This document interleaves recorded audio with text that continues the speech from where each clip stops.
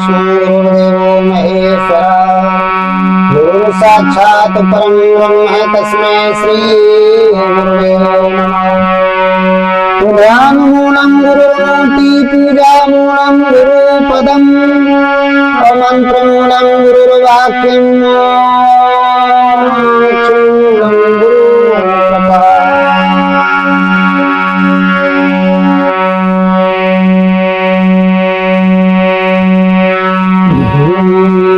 बंदं गुरुपदकंदं कृपा सिंधुरूपहरि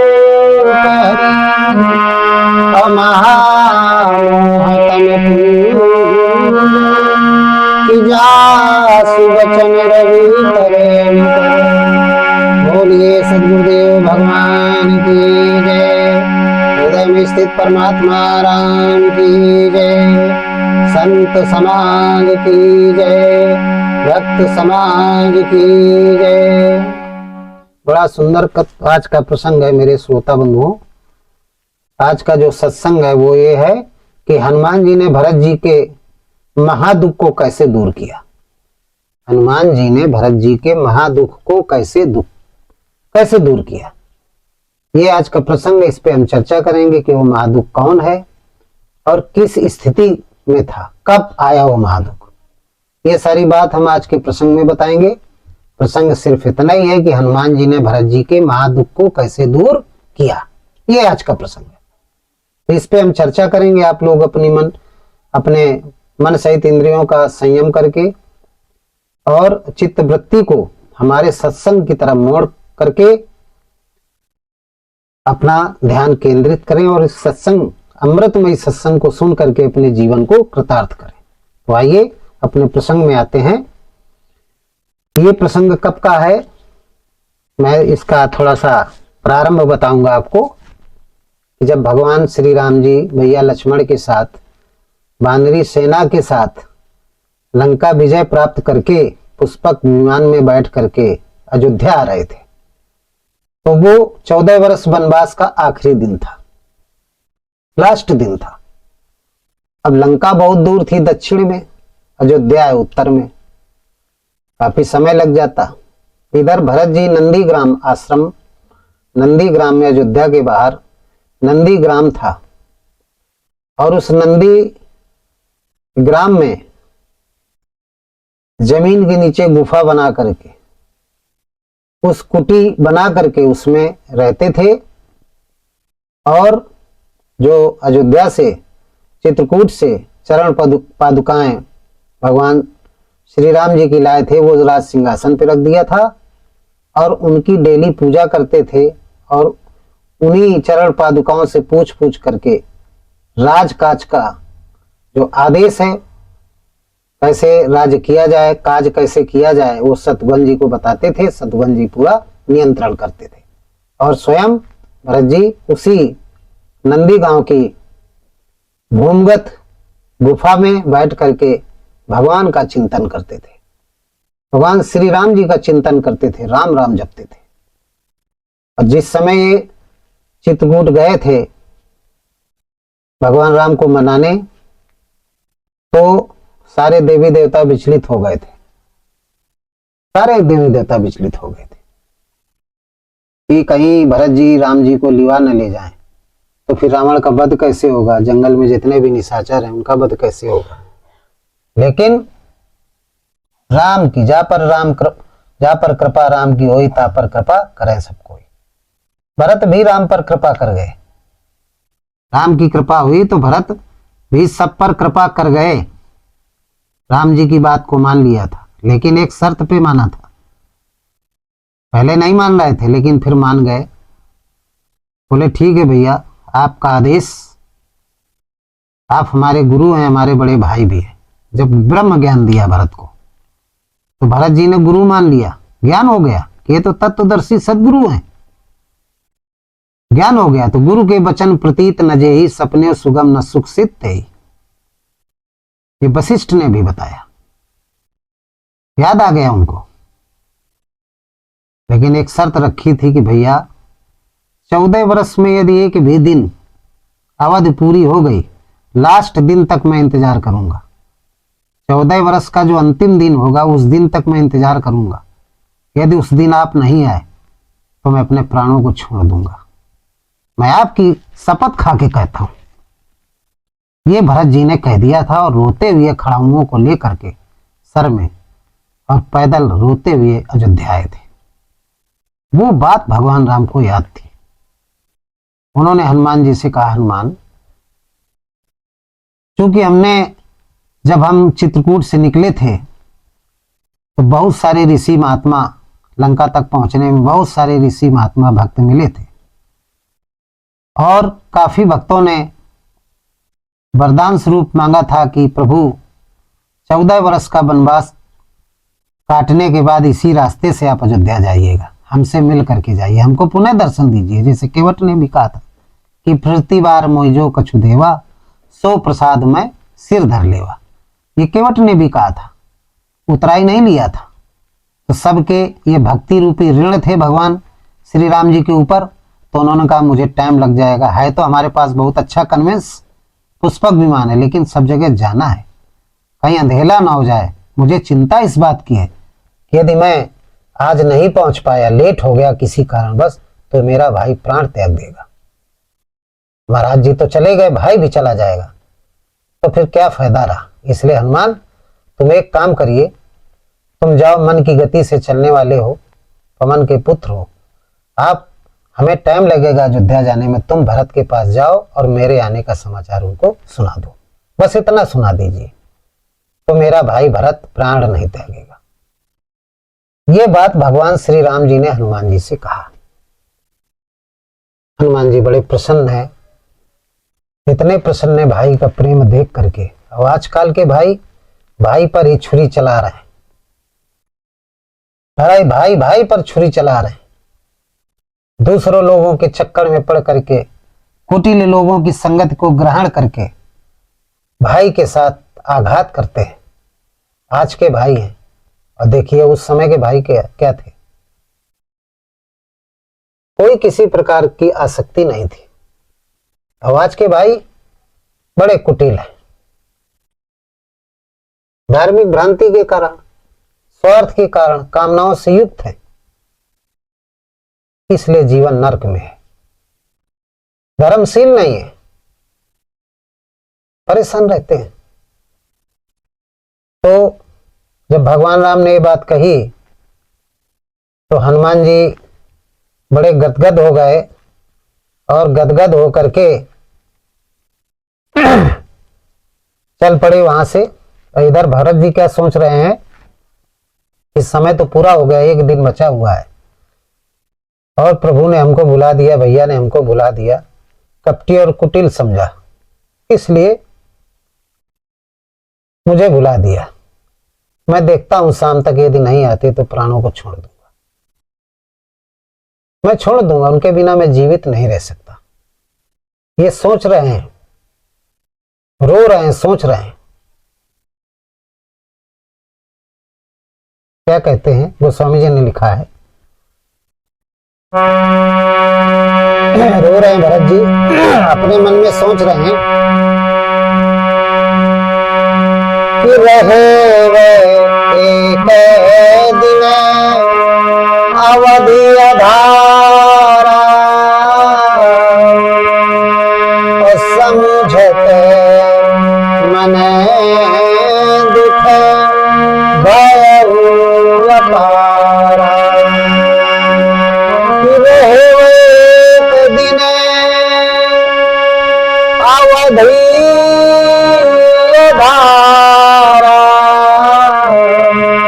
और समझते मन दुख भयउ अपारा, समझते मन दुख भयउ अपारा। और अकारण कमन नाथ नहीं आय, अजानी कुटिल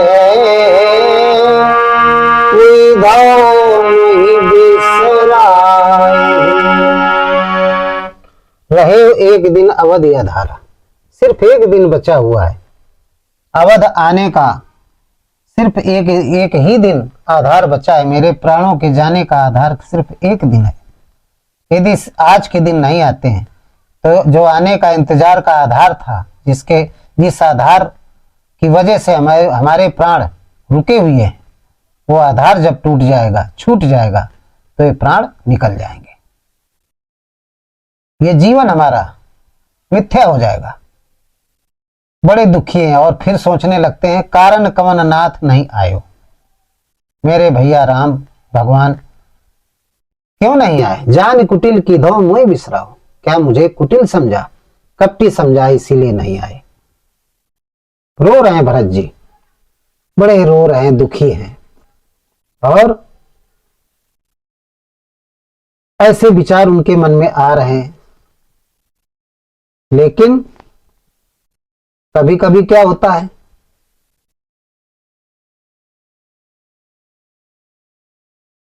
उनके अंग फड़कने लगते हैं। भरत जी के अंग फड़कने लगते हैं। कहते हैं बायां अंग फड़कता है तो स्त्री के लिए शुभ होता है, और दाहिना अंग फड़कता है पुरुष का तो उसके लिए शुभ होता है। स्त्री का बायां और पुरुष का दाहिना अंग, ये अंग फड़कन होते हैं तो शुभ होता है। तो भरत जी का दाहिना अंग फड़कने लगा तो कभी कभी प्रसन्नता होती है कि सगुन तो शुभ हो रहे हैं, तो प्रसन्न हो जाते हैं। और जब ये सोच लेते हैं कि एक दिन बचा हुआ है तो बड़े दुखी हो जाते हैं। ये सोच रहे हैं मन में, तब तक क्या हुआ, हनुमान जी आ जाते हैं। हनुमान जी आ जाते हैं। मन में क्या सोच रहे हैं, तो स्वामी जी ने लिखा इस बात को चौपाई के माध्यम से। भरत जी क्या कहते हैं कि मोरे जिए भरोसे धड़ सोई, अमिले राम सगुन शुभ होई। बीते अवधि रहाई दो प्राण, अवध में कवन जग मोहि समान, अधम कवन जग मोहि समान। रो रहे हैं और क्या कहते हैं, मोरे जिए भरोस दृढ़ सोई। रोते हैं और कभी कभी मन को स्थिर कर लेते हैं कि मेरा मन तो कह रहा है कि भैया आएंगे, मेरे मन में दृढ़ विश्वास है कि भैया आएंगे, मिले राम सगुन शुभ होई। और इस दृढ़ विश्वास का जो प्रमाण है वो सुंदर, ये शुभ सगुन जो हो रहे हैं, ऐसा सोचते हैं।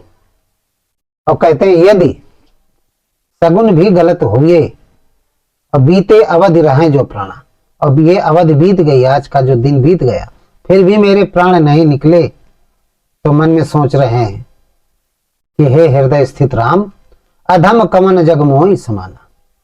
हे शिव शंकर अनादि राम, मेरे समान फिर कोई अभागा नहीं है, कोई भी अधम नहीं है। संसार के जितने भी अधम प्राणी उनमें सबसे प्रमुख मैं ही हूंगा। इतना कह के रो रहे हैं, विलाप कर रहे हैं, सोच रहे हैं मन में। तभी क्या हुआ, भगवान की प्रेरणा से हनुमान जी आ जाते हैं। हनुमान जी आ गए और विप्र का रूप बना लिया। हनुमान जी ने देखा कि भरत जी कुटिया में बैठे हैं, दुबला शरीर है, राम राम जप रहे हैं, नेत्रों से आंसू बह रहे हैं, राम राम जप रहे हैं और यही सोच रहे हैं, मुंह से गुदगुदा रहे हैं, रो रहे हैं। विरह की स्थिति देखी हनुमान जी ने जब कि राम विरह सागर में, तो स्वामी जी लिखते हैं कि भरत मगन मन होते, तो विप्र रूप धरि पवन सुत आई गयो जन को। राम विरह सागर में, राम विरह रूपी सागर में भरत मगन मन होत। भरत जी मगन कब हो गए, जब विप्र रूप धरि पवन सुत आई गयो जन पोत। हनुमान जी प्रकट हो गए तो भरत जी को ऐसा लगा कि जो राम विरह रूपी सागर उसमें डूब रहे थे, उसमें हनुमान जी नाविक बन गए। नाव बन गए, एक जहाज बन गए, और जहाज बन करके डूबते हुए भरत को बचा लिया। तो भरत जी प्रसन्न हो गए, हनुमान जी को देख करके प्रसन्न हो गए। फिर परिचय होने लगा, परिचय होने लगा।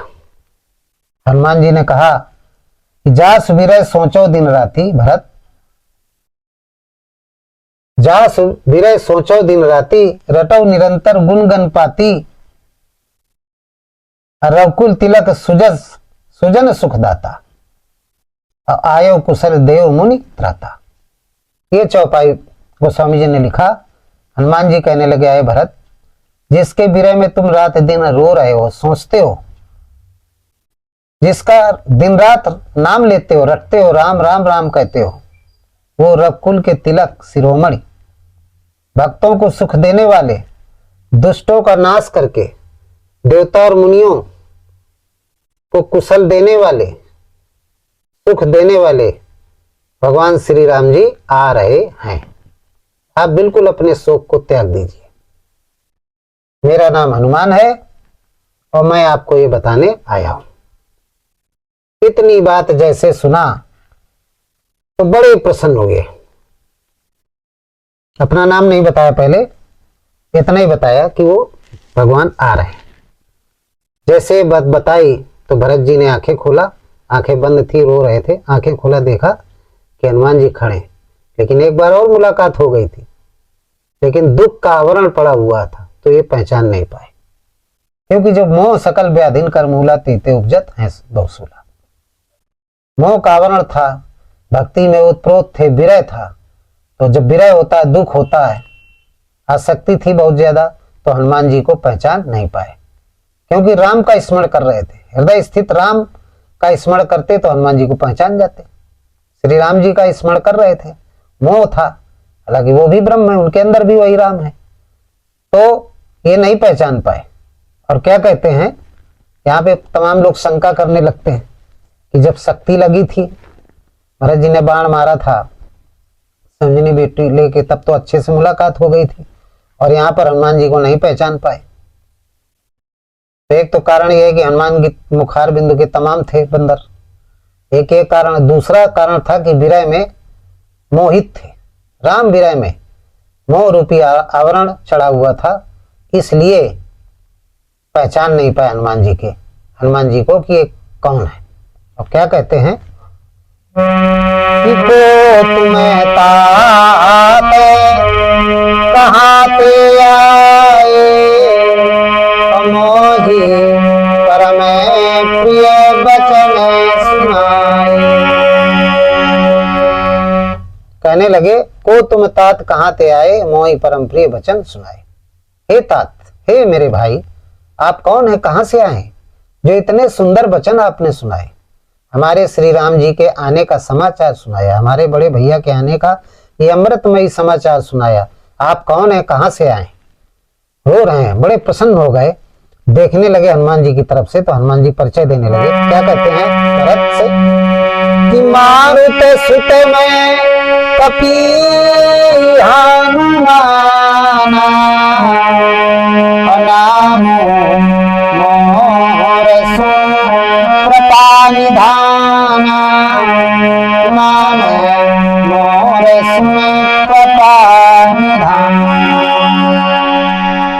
हनुमान जी कहने लगे कि हे कृपा निधान, भरत जी को कृपा निधान कहते हैं। कहते हैं मैं मारुत सुत हूं, पवन का पुत्र हूं, मेरा नाम हनुमान है। जो मैं कब के रूप में आपके सामने खड़ा हूं, मैं हनुमान हूं। भरत भैया आप भूल गए, आप भूल गए, मैं आपसे एक बार पहले भी मिल चुका हूं, जब आपने मेरे पैर में बाण मारा था। ओहो, ये बात सुनी भरत जी गदगद हो गए। राम की विरह का तो दुख छूट गया, हनुमान के मिलने का और ये विस्मरण का दुख हो गया कि मैं पहचान नहीं पाया, ये तो हनुमान जी हैं, हमारे भैया के परम भक्त हैं, श्री राम जी के परम भक्त हैं। तो बड़ा रोने लगे, हनुमान मैंने आपको पहचान नहीं पाया, क्या बताऊं। हनुमान बोले, अरे भैया भरत, आप कृपा निधान है, राम भरत एक अनुहारी, सहसा लख न सके नर नारी। आप तो राम की मूर्ति हैं, प्रेममयी मूर्ति है, ऐसी कोई बात नहीं है। आप परेशान न हो, भगवान राम आ रहे हैं, ऋषि महात्माओं से मिलते हुए आ रहे हैं, अभी आने वाले होंगे। मुझको आदेश दिया कि आप भरत भैया को ये समाचार सुना दो कि मैं आ रहा हूँ। वो आपके याद में वो भी बड़े विवल हैं। बोले अच्छा? बोले हाँ, आप चिंता मत करो। भरत जी बड़े प्रसन्न है। ये समाचार सुना करके हनुमान जी फिर अपने पवन के वेग से राम जी के पास पहुंच गए। राम जी ने कहा बताए? बोले हाँ। अब राम जी प्रसन्न हो गए कि अब अच्छे से मिलके चलेंगे। इधर भरत जी आए बड़े प्रसन्न चित्त मन से, अयोध्या आए श्रृंगवीरपुर से, और सभी माताओं को ये समाचार दिया और शत्रुघ्न से कहा, मंत्रियों से कहा कि पूरे नगर में एक सूचना भिजवा दो कि भैया राम आ रहे हैं। सारे नगर को सजवा दो। अब क्या कहना है, जो काम 1 महीने में होना था वो काम 2 घंटे में हो गया। सभी गलियों की सफाई, सब में दिलारी जलाई गई। रात का समय हो रहा था, सब दिलारियां जलाई गई, प्रकाशित कर दिया गया क्योंकि शाम हो गई थी। जगमगाने लगा नगर, पूरा बिल्कुल प्रकाशित हो गया। ये दिलरियां, उस समय बिजली तो थी नहीं, तो ये दिलनियां जो होती दीपावली को जलाई जाती, इन्हीं में घी तेल रख करके बिल्कुल घन घन रखा गया, पास पास जगह जगह। ऐसा लग रहा था कि कोई बहुत बड़ा पावर हाउस खुल गया है बिजली का। सारा अयोध्या नगर प्रकाशित हो गया। मेरे प्रिय श्रोता बंधुओं, इसी दिन की वजह से दीपावली मनाई जाती है। दीपावली मनाने का जो कारण है वो राम के आने का कारण था, भरत जी की प्रसन्नता का था। आज के भी ये तो भौतिक दृष्टि में भगवान राम आए। जब आपके हृदय में भगवान राम जागृत होंगे तो आपके हृदय में भी दीपावली जग जाएगी, वो ज्योति जग जाएगी। ये जो ज्योति जलाई जाती है, इसका जो शाब्दिक अर्थ है वो ज्योतिषा मपित ज्योति इस्तमसा परमुच्यते, गीता में लिखा हुआ है। भगवान कृष्ण का अर्जुन से कि वो परमात्मा ज्योतियों का परम ज्योति है। और ज्ञानम ज्ञम ज्ञान गम्यम हृदय सर्वस्व विष्ठितम, वो सबके अंतःकरण में ज्योति रूप में जलता है। तो जब अपने आप के, हमारे सबके हृदय में वो परमात्मा जागृत हो जाएगा नाम के जप से, तो आपके अंतःकरण में भी दीपावली मनेगी। वो सहज प्रकाश रूप प्रकाशित हो जाएगा अंतःकरण। जितने भी काम क्रोध मद लोभ हिंसा द्वेष अंधकार जिनको कहते हैं, ये तम खत्म हो जाएगा उस परमात्मा की परम ज्योति के कारण। क्यों? क्योंकि सब कर परम प्रकाशित जो ही राम अनादि अवध पद सोई। ये अवध है हमारा आपका शरीर, हमारा आपका शरीर अवध है, और इसमें जो राम रहता आत्मा राम, वो अनादि है, सहज प्रकाश स्वरूप है। तो सब लोग उस राम का अवतरण करें, अपने अंतःकरण में नाम के जप से प्रकट करें और अपने जीवन को धन्य करें। इस जीवात्मा को अष्टधा मूल प्रकट से मुक्त करा करके परम तत्व में विलीन कराने का प्रयास करें। आपका कल्याण होगा, आपको मोक्ष मिल जाएगी, आपको जन्म मरण के चक्कर में नहीं पड़ना पड़ेगा। इन्हीं शब्दों के साथ ये आज का कार्यक्रम, आज का जो प्रसंग है, ये समाप्त होता है। बोलिए सद्गुरुदेव भगवान की जय, संत समाज की जय, भक्त समाज की जय। सर्वे भवन्तु सुखना, सर्वे सन्तु निरामया, सर्वे भद्राणि पश्यन्तु मा कश्चित् दुःखभाग् भवेत्। ओम